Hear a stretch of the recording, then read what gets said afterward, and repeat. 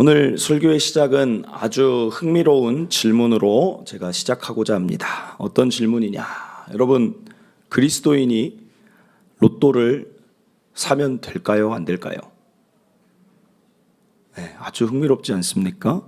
여기서 또 로또를 지금 하고 계신 분들도 있을 텐데 어떻게 생각하십니까? 예전에 우리 교회 이제 개척하고 처음에 다녔던 이제 그 청년이 한 명 있었어요. 그런데 이제 그때는 이제 전도도 같이 하고 또 서울에서 있다 보니까 토요일 날 우리 집에서 자고 그 다음에 또 같이 주일을 보냈습니다. 그런데 토요일 날 저녁만 되면 꼭 밖을 나가요. 그래서 어디를 그렇게 가는가 했더니 토요일 날이 그게 당첨 그거니까 그 직전에 꼭 그 로또를 사러 가는 거예요. 그러면서 그때 한번 이렇게 말하는 거예요. 목사님, 제가 로또를 매주 사는데 제가 당첨되면 11조도 드리고 헌금 많이 드릴 테니까 저 당첨되게 꼭 기도해 주세요. 그래요. 여러분, 제가 어떻게 해야 됩니까? 기도해야 됩니까? 새벽에 금요초라에 하나님, 그 청년이 로또에 당첨되게 해주세요. 제가 기도해야 됩니까? 목사가 당첨돼도 이상하잖아요. 그러니까 그를 통해서 이게 좀 되게끔 기도해야 됩니까? 어떻게 생각하세요? 여러분들도 로또에 대해서 한 번쯤은 내가 당첨된다면 이렇게 해야지 저렇게 해야지 생각해 본 적이 있을 줄 압니다.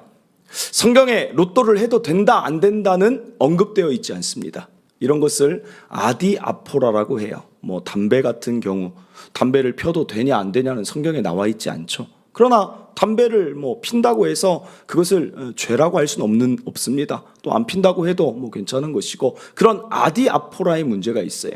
그런데 이 로또에 관한 경우도 성경에는 나와 있지 않지만 로또를 어떻게 바라봐야 되는지에 대한 성경의 시각은 있다는 것입니다. 로또를 내가 한 장 사서 친구에게 주고 재미로 했다. 뭐 그것이 어떻게 죄가 되겠습니까? 그러나 그 안에 있는 나의 마음 상태를 볼 수 있는 시각이 있어야 된다는 거예요. 오늘 로또 이야기를 처음으로 시작하는 이유가 있습니다. 로또와 야곱의 삶에 공통점이 있기 때문에 그렇습니다. 그 공통점을 이야기하면서 오늘 우리가 그리스도인으로 어떤 모습을 가져야 되는지를 함께 나누기를 원합니다. 로또는 복권이라고 합니다. 복은 행운인데 그것은 행운권이 아니에요. 우연하게 찾아온 행운이 아니라 로또의 행위는 요행이라고 얘기해야 됩니다. 요행이 무엇이냐면 적게 심고 많은 것을 거두려는 걸 요행이라고 합니다. 다른 단어로는 어떤 단어가 있냐면 사행심이라는 단어를 쓸 수 있고 또 하나는 이제 도박이라는 단어를 쓸 수 있어요. 도박이 뭡니까? 다른 사람의 희생을 통하여서 내 것을 취하는 게 도박인 거예요. 경마 같은 경우, 경마는 이렇게 말해요. 자기들은 스포츠다, 건전한 스포츠다 해서 100원부터 걸 수 있습니다. 그리고 최대 10만 원까지만 걸 수 있어요. 한 그 막건당. 제가 왜 이렇게 잘하느냐? 해본 적이 있어요. 목사 돼서 한 적은 없고요. 대학교 때 너무 궁금한 거예요. 도대체 경마가 뭔데 사람들이 빠지나? 그래서 서울 갈 때 아는 형하고 함께 이제 서울 출장을 갔어요. 그때 대학원생이었는데 신학대학원생 말고요. 토목대학원생이었는데 출장을 갈 일이 있어서 출장을 갔다가 거기서 이제 잠깐 시간이 나길래 한 2-3시간 이제 형하고 같이 얘기를 했습니다. 선배죠. 우리 딱 5만 원어치만 해보자. 도대체 이게 뭔데 이렇게 사람들이 빠질까? 그래서 거기 지하철 내려서 들어갔어요. 그랬더니 무슨 누가 1등 하는지 컨디션은 어떤지 기수는 어떤지 뭐 그런 책을 주더라고요. 그래서 그 책을 막 보면서 어디에다 걸어야겠다 하니까 위에 이렇게 뜹니다. 몇 배, 이 말에 걸었을 때는 몇 배를 받을 수 있고 막 이런 게 떠요. 그래서 이제 5만 원만 하자고 하고 막 그걸 걸었더니 어떻게 됐을까요? 당연히 안 되죠. 47,000원 잃었어요. 그리고 이제 3,000원 남았습니다. 마지막 경기였어요. 자, 3,000원 어떻게 할까? 그 형은 계속 안정적인 거에다 걸어서 조금씩 이렇게 뭐 2등 돼도 뭐 주는 게 있고 아주 복잡해요. 뭐 연승식, 내가 한 말이 뭐 3위 안에 들기만 해도 주는 게 있고 굉장히 다양해요. 근데 저는 이제 3,000원을 어차피 3,000원이니까 30배짜리가 하나 딱 뜨더라고요. 마지막에. 그냥 30배짜리 걸어보지. 여러분, 그게 됐어요. 그게 1등을 한 거예요.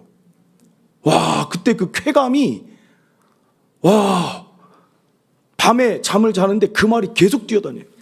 머릿속에 계속 뛰어다니는 거예요. 그 말이. 와, 근데 어떤 생각이 바로 드는 줄 아십니까?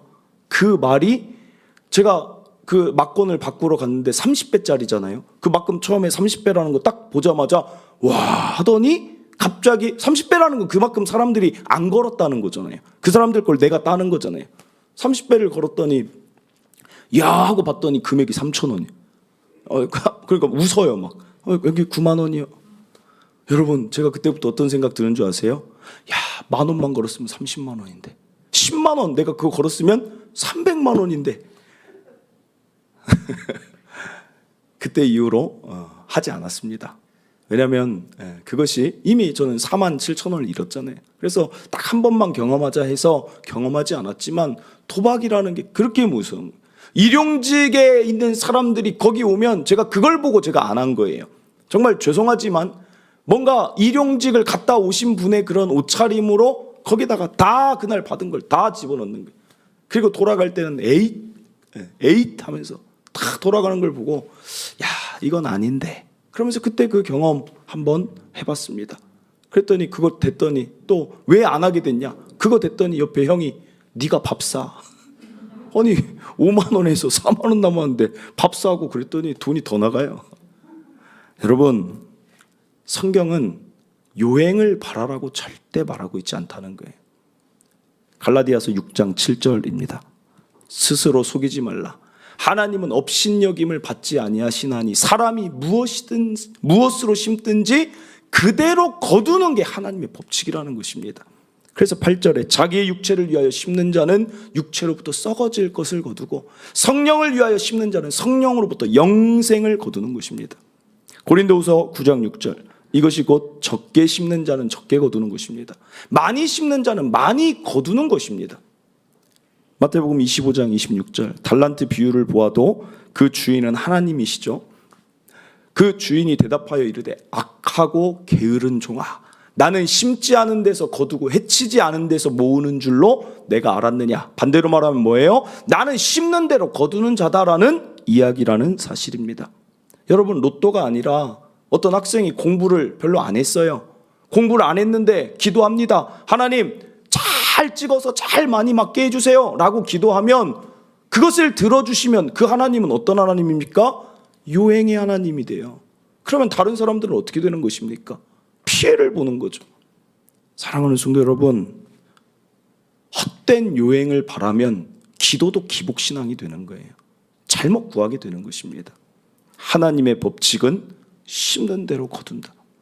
오늘 야곱이라는 이 인물이 애굽의 바로왕 앞에서 130세에 이제 서게 됩니다. 야곱은 147세를 살았는데 130세 노인이 그 왕 앞에 서서 하는 말이 뭐냐면 제가 험악한 세월을 살다 왔습니다. 그래요. 그러면 아브라함이 자기 할아버지고 이삭이 아버지라는 그 축복의 가문, 하나님이 선택한 가문에서 태어난 야곱이 왜 험악한 세월을 살게 되었을까요? 그 이유가 바로 방금 말씀드린 대로 야곱은 첫 시작이 잘못됐어요. 첫 시작이 요행을 바랬다는 것입니다. 적게 심으면서 많이 거두려고 했어요. 그게 에서와의 대화입니다. 창세기 25장 31절 야곱이 이르되 형의 장자의 명물 오늘 31절입니다. 야곱이 이르되 형의 장자의 명분을 오늘 내게 팔라. 에서가 이르되 내가 죽게 되었으니 이 장자의 명분이 내게 무엇이 유익하리요. 야곱이 이르되 오늘 내게 맹세하라. 에서가 맹세하고 장자의 명분을 야곱에게 판지라. 왜 이 장자의 명분에 야곱이 이렇게 간절했냐면 이유는 이것입니다. 그 당시 이스라엘은 장자에게 두 몫을 줬어요. 그러니까 그 형의 두 몫이 욕심이 나는 거예요. 그러니까 형이 배고플 때를 틈타서 자신이 뭐 형을 위해서 한 것도 없고 장자로서 한 것이 없는데 팥죽 한 그릇과 형의 몫을 바꾸려고 하는 거예요. 다른 말로 하면 도둑놈 신보죠. 여러분, 그리고 그것을 정말 내가 샀다고 생각하고 이삭 아버지에게 들어가서 장자의 축복을 정말로 다 받아버리니 에서 입장에서는 얼마나 속이 상하겠습니까?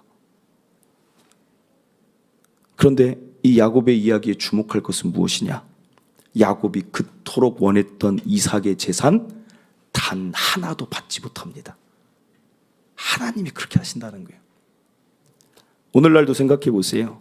적게 심고 많이 거두려는 요행을 바라는 자의 삶의 끝이 어떤가 사실 저와 여러분 다 알고 있습니다. 요즘 뉴스에 도배되는 사람 중에 하나가 박아무개라는 연예인이 계속 검색어에 오르락내리락 하고 기사가 나오죠. 제가 목사로서 참 그 가족이 가슴 아픈 게 뭐냐면 그 어머니가 기독교인이라는 이야기를 방송에서 굉장히 많이 했어요. 제가 알기로는 그 어머니가 권사님일 거예요. 제가 그걸 보면서 교회 다니는 것이 중요하기도 하지만 그리스도인으로 어떻게 사느냐가 중요하다 생각이 들어요. 원인이 뭡니까? 형과 형수 그 가족들이 뒷바라지하고 열심히 팥죽을 끓여주는 것은 좋지만 너무 과하게 거둔다는 거예요. 아니 형수가 주부인데 어떻게 100억 부동산이 있냐는 거예요. 과해도 너무 과했죠. 그게 유행이라는 거예요. 유행. 내가 심지 않고 어떻게 그 남의 것을 취해서 내 것을 불릴 수 있냐는 거예요. 그러니까 끝이 저렇게 되지 않습니까? 최근에 메일이 하나 왔어요. 메일이 목회자들에게 보내주는 그런 기관이 있습니다. 그 신청해서 받아보는데 또 온 메일이 뭔가 탁 열어봤더니 데이터가 탁 나오는데 뭐라고 나오냐면 저는 이게 사실이라는 게 안 믿겨지는데 우리나라 사람들 가운데 자살률이 우리나라가 OECD 국가 중에 1위인 적이 지금 계속 되는데 몇 명이 하루에 죽는 줄 아십니까? 하루에 저는 놀라워요. 도대체 어떻게 그렇게 되는지. 하루에 28명씩 죽는데요, 우리나라. 24시간이면 1시간에 1명씩 지금 목숨을 끊는 나라가 우리나라라는 거예요. 예전에는 40대, 50대가 자신의 삶이 힘들거나 뭔가 실패하면 죽었는데 그 데이터가 밑에 이제 그 분석을 하는데 딱 써놓은 게 뭐냐면 요즘은 20대가 28명 죽는 것 가운데 60%라는 거예요. 전체 죽는 사람 중에 20대가 60%래요. 왜 그럴까요? 왜? 방금 얘기한 거예요, 방금. 유행. 그들이 자신의 전 재산을 어디에다 투자하느냐? 주식, 코인 막 투자한다는 거예요. 그러면 전 재산이 얼마나 있길래 그거 실패했다고 죽을까 싶은데 어떻게 해서 죽냐면 대출을 다 끌어오는 거예요. 대출. 여기서 대출, 2금융, 3금융, 사채 대출을 갖다가 주식에다 코인에다 다 집어넣으니까 여러분 저는 죄송해요. 주식 하시는 분들 있겠지만 투기와 투자는 구분하세요. 투기와 투자는. 상식적인 건 구분해야죠. 투기가 뭡니까? 다른 사람들의 희생을 가지고 내가 유익을 얻는 게 투기예요. 돈에 대한 목적 때문에 내가 하는 게 투기고 투자는 뭐예요? 이 기업이 앞으로 세워지면 나라에도 유익이 있고 일자리 창출도 되고 사회적으로 좋겠구나 할 때 투자하는 게 투자입니다. 경제학과 수업을 한번 들었는데 그 교수님이 얘기를 하는 거예요. 어떤 학생이 질문했어요. 제가 들은 수업에서 교양 수업에서 딱 질문하더니 교수님은 주식 안 하십니까? 그래요. 대학생 때. 그랬더니 교수님이 답변이 뭔지 아세요? 제가 주식에서 돈 벌 것 같으면 교수를 안 하죠. 경제학 박사인데 자기도 예측을 못한다는 거예요. 그런데 20대들이 대출 받아서 거기다 돈을 다 집어넣다가 안 되니까 사채업자 쫓아오고 빚을 감당할 수 없으니까 하루에 28명 가운데 60% 20대가 죽고 있는 게 이 나라의 현실이라는 것입니다. 사랑하는 성도 여러분, 20대면 아니 30대여도 어떤 것을 배우고 익혀도 정직하고 성실하게 살면 살아갈 수 있게끔 하나님이 이 세상을 만들어 두셨어요. 심으면 거두게 하세요. 오늘 기억할 첫째입니다. 그리스도인은 요행 바라지 말고 정직하고 성실하게 심으며 살아가시길 간절히 바랍니다. 세상이 자꾸 얘기해요. 뭐라고 얘기합니까? 물가 오르고 우리가 받는 월급은 작은데 언제 집 사고 우리도 언제 결혼하고 언제 자녀들 잘 키우고 노후 대책하냐. 그러니까 우린 어쩔 수 없이 로또도 하고 주식도 하고 투기도 해야 된다라고 말하겠지만 오늘 본문이 그걸 증명하잖아요. 야곱이 요행으로 살려고 처음 스타트를 끊었지만 빈손으로 쫓겨납니다. 그런데 라반의 집에서 야곱이 참 잘한 게 삶의 태도를 한번 바꿉니다. 그게 오늘 본문이라는 거예요. 창세기 31장 38절 다시 봅니다. 내가 이 20년을 외삼촌과 함께 하였거니와 외삼촌의 암양들이나 암염소들이 낙태하지 아니하였고 또 외삼촌의 양떼의 순양을 내가 먹지 아니하였으며 39절 물려 찢긴 것은 내가 외삼촌에게로 가져가지 아니하고 낮에 도둑을 맞았든지 밤에 도둑을 맞았든지 외삼촌이 그것을 내 손에서 찾았으므로 내가 스스로 그것을 보충하였으며 내가 이와 같이 낮에는 더위와 밤에는 추위를 무릅쓰고 눈 붙일 겨를도 없이 지냈나이다. 지금 무엇을 얘기합니까? 나 정직하고 성실하게 당신 앞에서 행하지 않았느냐? 내가 정직하고 성실하게 살았다는 것입니다. 그런데 돌아오는 답변이 다시 이어지는 이야기가 뭡니까? 41절 내가 외삼촌의 집에 있는 이 20년 동안 외삼촌의 두 딸을 위하여 14년 외삼촌의 양떼를 위하여 6년 즉 20년을 일했는데 외삼촌에게 봉사하였거니와 외삼촌께서 내 품삯을 10번이나 바꾸셨다. 무슨 말이에요? 이 세상은 라반 같은 자들이 있어요. 정직하고 성실해도 우리가 안 되겠다라고 말할 만큼 악한 자들이 존재합니다. 세상은 정말 정직하고 성실한 자가 어리석은 것처럼 우리를 만듭니다. 우리를 속여 먹으려고 합니다. 그러나 우리가 주목하고 감사해야 될 건 무엇입니까? 라반이 빈손으로 보내려고 했지만 우리에게는 42절이 있다는 것입니다. 42절 다시 봅니다. 우리 아버지의 하나님 아브라함의 하나님 곧 이삭이 경외하는 이가 나와 함께 계시지 아니하셨더라면 외삼촌께서 이제 나를 빈손으로 돌려 보내셨으리다마는 하나님이 내 고난과 내 손의 수고를 보시고 어젯밤에 외삼촌을 책망하셨나이다. 사랑하는 성도 여러분, 하나님이 보고 계신다는 거예요. 하나님이 우리 손에 그 수고와 고난 당하면서 정직하고 성실하게 살아가는 자를 빈손으로 놔두지 않는 하나님임을 야곱이 경험했다는 것입니다. 오늘 저와 여러분은 누구 앞에서 살아갑니까? 우린 그리스도인이잖아요. 하나님 무엇을 하든 죽게 하듯 하며 정직과 성실로 나아가면 반드시 세상 사람이 나에게 보상해 주지 않는다 할지라도 하나님이 하나님의 은혜로 이 땅 가운데 보상해 주신다는 사실입니다. 여러분 이 사실을 믿고 살아가세요. 하나님이 절대 빈손되게 하지 않는다는 거예요. 저는 그 데이터를 보면서 참 가슴 아팠던 게 뭐냐면 자꾸 도대체 그 물질관과 가치관이 20대에게 어디에서 들어왔느냐? 세상 소리에 속는 거죠. 어떻게 속습니까? 너 지금까지 살면서 스펙이 그게 뭐냐? 너 지금까지 살면서 벌어놓은 게 그거밖에 없느냐? 너 지금까지 살면서 재산 그거밖에 없느냐?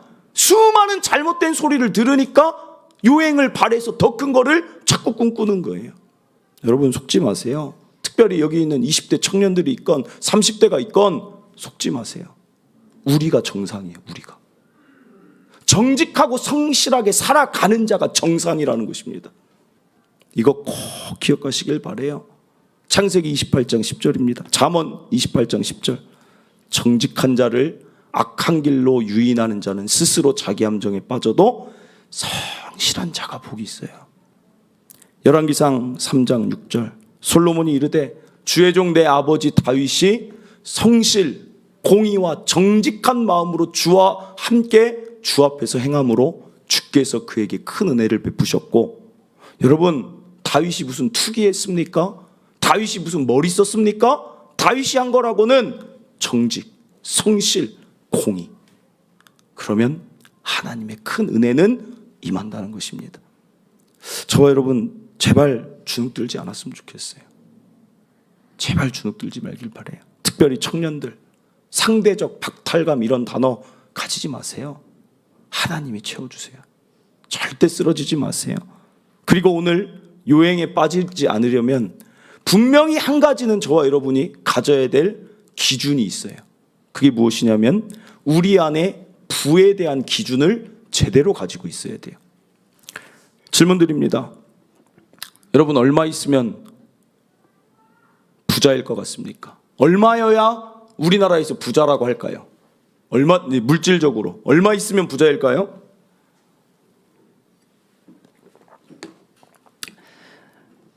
인터넷 찾아보니까 한국 사람들이 참 대단해요. 그리고 잘 사는 사람이 많나 봐요. 한국 사람들 부자 어느 정도 있어야 부자라고 하는가?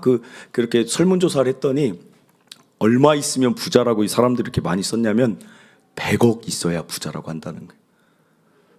좀 황당하긴 해요. 그런데 100억이 있으면 정말 그 사람은 부자일까? 제가 100억이 없어서 모르지만 록펠러라는 석유 재벌이 50살까지 돈만 쫓아 살았어요. 그런데 그 사람은 99살까지 살았습니다. 그래서 50살까지는 돈만 쫓다가 이것이 아니구나 느끼고 인생의 후반전은 사회에 환원하고 여러 가지 좋은 일을 하면서 하나님의 이름을 높이면서 산 사람이 록펠러예요. 50살을 전후로 나눠줘요. 그런데 그 사람이 50살까지 돈만 쫓아가니까 주변에 있는 사람들이 이렇게 물어봤어요. 당신은 얼만큼 가지고 싶습니까? 그때 록펠러 재산이 얼마인 줄 아십니까? 록펠러가 그 50살에 가진 재산이 300조예요. 300조. 300조를 가지고 있는데도 돈만 쫓아가요. 록펠러에게 그러니까 도대체 얼마큼 가지고 싶습니까? 하니까 록펠러 대답이 이랬어요. 지금보다 조금 더 가지고 싶습니다. 그래요.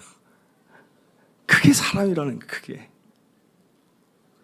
300조가 있어도 지금보다 조금만 더 가졌으면 좋겠다는 거예요.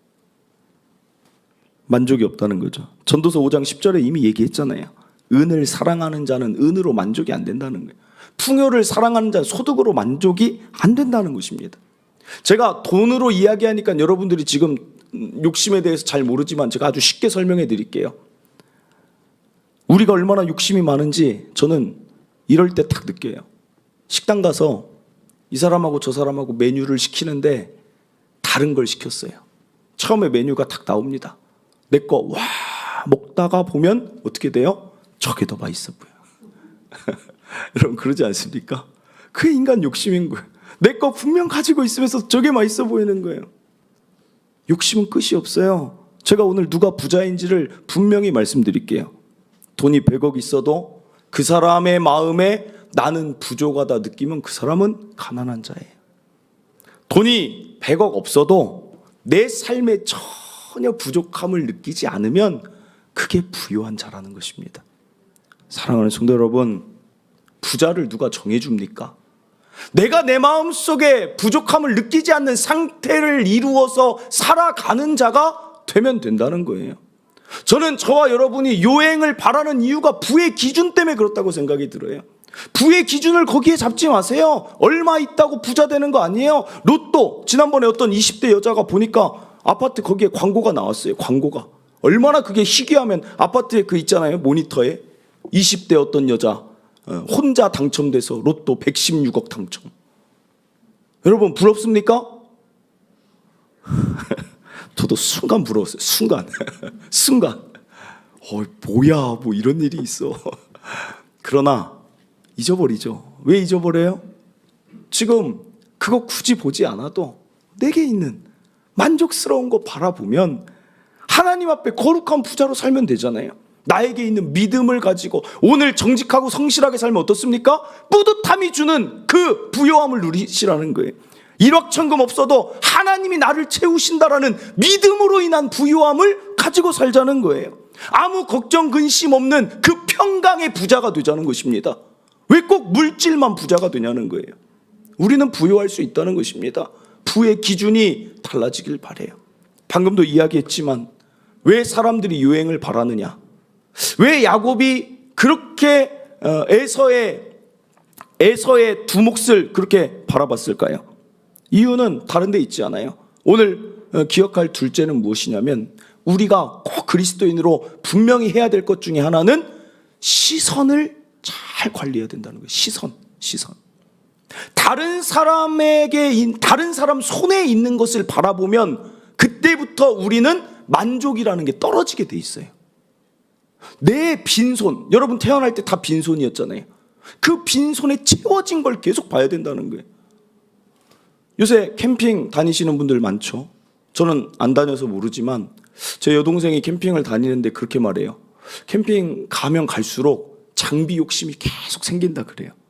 그래서 제가 처음에는 듣고 뭐가 그렇게 필요할까? 텐트 있으면 되고 테이블 있으면 되는데 뭐가 이렇게 필요할까 생각을 했는데 갑자기 생각을 해보니까 그럴만하다 싶어요. 아파트는 가려져서 안 보이잖아요. 각자 어떻게 사는지. 근데 캠핑은 옆집이 다 보이잖아요.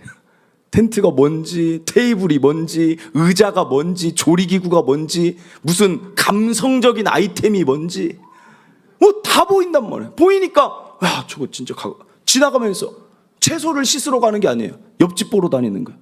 옆집 저거 감성적인 아이템. 여보 저거 봐봐. 저 감성적인 아이템. 저거는 반드시 머스트 해브야. 저건 반드시 가져야 돼. 또 채소, 또 화장실 갔다 올게 하면 또 다른 옆집 봐요. 화장실 옆에 있는 거. 여보, 저 테이블 대박이야. 이게 캠핑을 간 건지 다른 사람을 보러 간 건지 이해가 돼요. 이해가 돼. 사랑하는 성도 여러분, 우리의 시선. 야곱도 그랬을 것 같아요. 이삭이 거부입니다. 그러니까 아버지의 그 소와 가축, 나귀를 보면 볼수록 머릿속에 뭐가 들어왔겠습니까? 저 많은 것 가운데 우리 형이 두 목 가져갈 건데 나는 한 목밖에 안 되는데, 사실 한 목도 충분한데도 자꾸 다른 데 시선 뺏기면 그렇게 된다는 거예요. 여러분, 오늘 여러분은 어디 보고 계십니까? 여러분 어디 보고 계세요? 10계명의 마지막 계명이 이 얘기예요. 출애굽기 20장 17절. 내 이웃의 집을 탐내지 말라. 내 이웃의 아내나 그의 남종이나 그의 여종이나 그의 소나 그의 낙이나 무릇 내 이웃의 소유를 탐내지 말라가 하나님이 10계명의 마지막에 주셨어요. 이스라엘 백성도 그랬던 것 같아요. 광야 생활하면서 거기도 장막을 짓잖아요. 자꾸 옆에 지나다니면서 이웃집의 아내, 왜 이웃집의 아내를 봐요? 보지 마세요. 다윗도 이웃집의 우리아의 아내를 괜히 지켜보다가 문제가 되잖아요. 왜 이웃집의 남종을 봅니까? 우리 집에 있는 것들, 나에게 주신 것들. 여러분, 저와 여러분이 얼마나 빈손에 많은 것을 하나님이 채워주셨습니까? 가장 먼저 채워주신 게 뭐예요? 하나님을 우리에게 주셨잖아요. 하나님. 이 세상에 하나님 모르는 자들이 많은데 우리에게는 하나님이 있어요. 예수 그리스도의 십자가를 통한 영생이 우리에게 있고, 우리를 언제나 도와주시는 보혜사 성령님이 계시고, 우리에게 지혜를 주시고, 우리가 약할 때 우리를 강함되게 하시는 그 능력을 주시고, 나아가 이 교회를 주시고, 같이 예배할 수 있는 성도를 주시고, 같이 기도할 수 있는 사람들이 있고, 여러분 가정에 돌아가면 나의 부부가 있고 자녀가 있고, 사실 우리가 가진 것으로만 감격하고 감사해도 부족할 시간에 왜 다른 사람들 것을 바라보다가 부러워하다가 우리 삶이 끝나야 되냐는 거예요. 여러분, 내 것 봅시다. 내 것. 내게 있는 것 봅시다. 누가 누굴 부러워해야 돼요? 그들이 우리를 부러워해야죠. 우리에게 있는 이 아름다운 보배이신 예수 그리스도를 품고 사는 우리를 부러워해야지. 어떻게 영원한 것과 가치 없는 것, 사라져버릴 것이 비교나 될 수 있습니까? 영원한 것을 지닌 우리가 가장 많은 것을 지닌 자라는 것, 오늘 꼭 기억하시며 살아가시길 바랍니다. 말씀을 맺습니다. 오늘 야곱의 이야기를 통해 두 가지 살펴봤어요. 첫째는 그리스도인은 요행을 바라지 말고 심는 대로 거두는 삶이기에 정직과 성실로 더욱 심으며 나아가시길 바랍니다. 둘째로, 그리스도인의 삶은 시선이 중요하다. 다른 것 보지 마세요. 다른 사람 것 보지 마세요. 나에게 주신 것 보며 감사하며 살아가는 진정한 거룩한 부자 되시길 바랍니다. 이 시간 우리 함께 찬양하고 기도하길 원합니다. 이 찬양, 주가 일하시네라는 찬양입니다. 이 찬양 부르며 우리가 빈손된 것 같고 뭔가 빈들인 것 같아도 여호와 이레로 하나님이 다 준비하고 계십니다. 이것을 믿고 사는 게 우리의 삶인 줄 믿습니다. 함께 찬양하고 기도하겠습니다.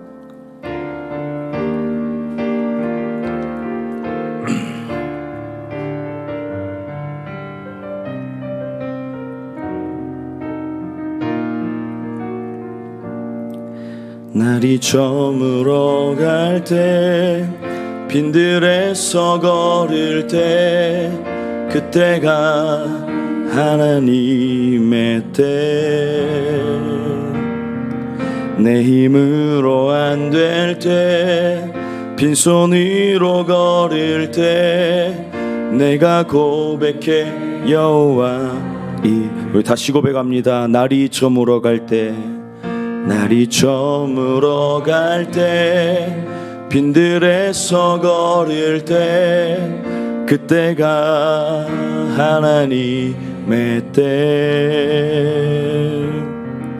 내 힘으로 안 될 때 빈손으로 걸을 때 내가 고백해 여호와 이래 주가 일하시네 주가 일하시네 주가 일하시네 주께 아끼지 않는 자에게 주가 일하시네 주가 일하시네 신뢰하며 걷는 자에게 우리 모인 이곳에 주님 함께 계시네 누리네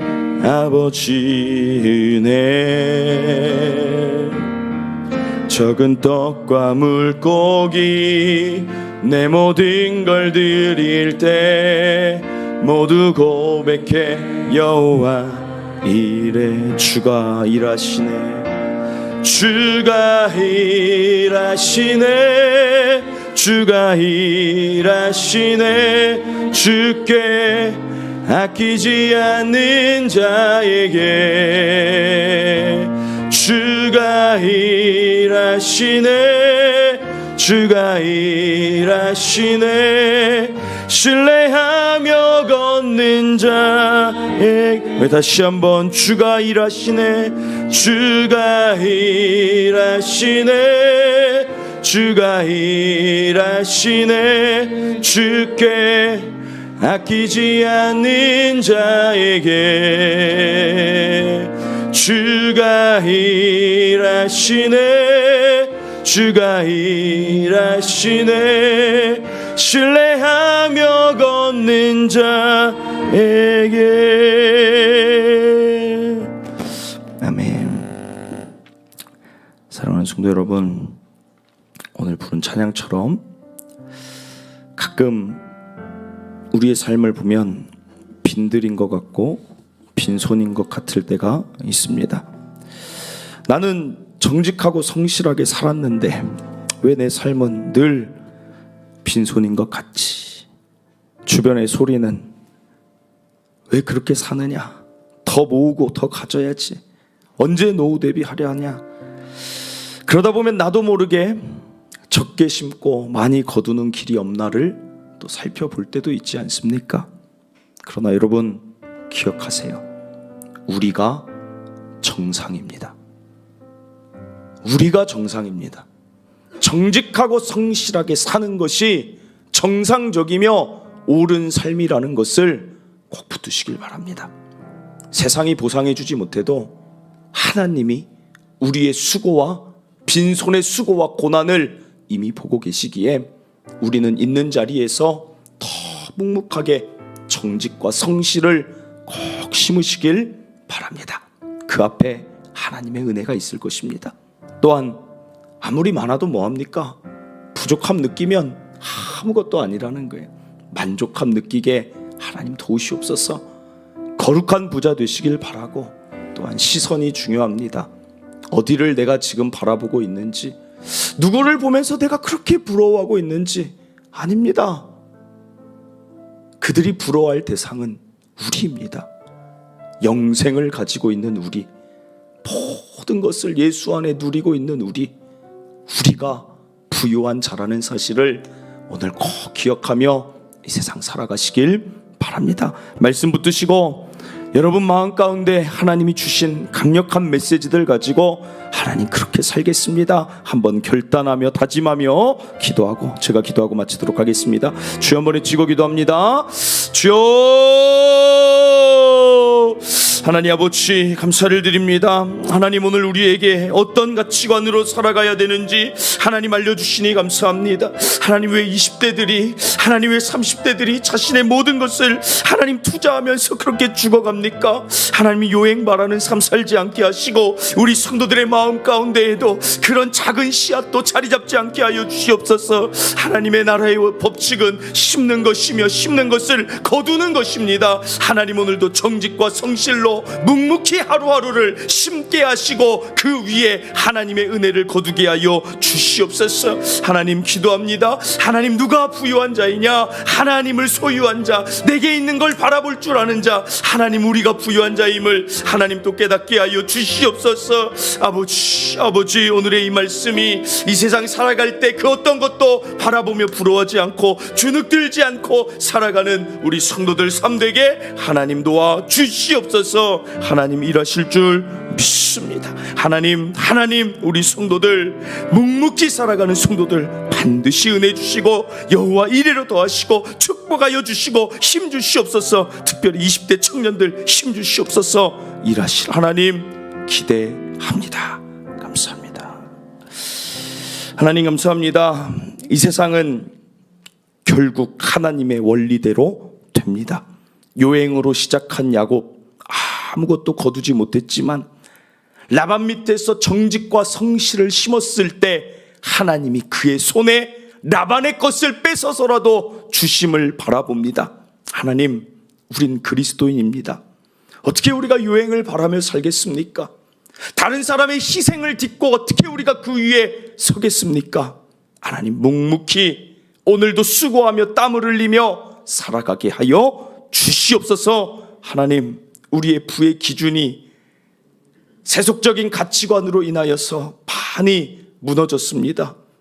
물질이 얼마는 있어야, 꼭 무슨 집은 있어야 내가 잘 사는 것이다. 하나님 이제는 그 세상의 부의 기준에서 벗어나게 하시고 내가 어디에 있든 나는 하나님으로 인한 믿음의 부요함이 있고 나는 하나님으로 인한 평강의 부요함이 있고 나에게는 정말 귀한 많은 것들이 있으니 나는 전혀 부럽지 않다.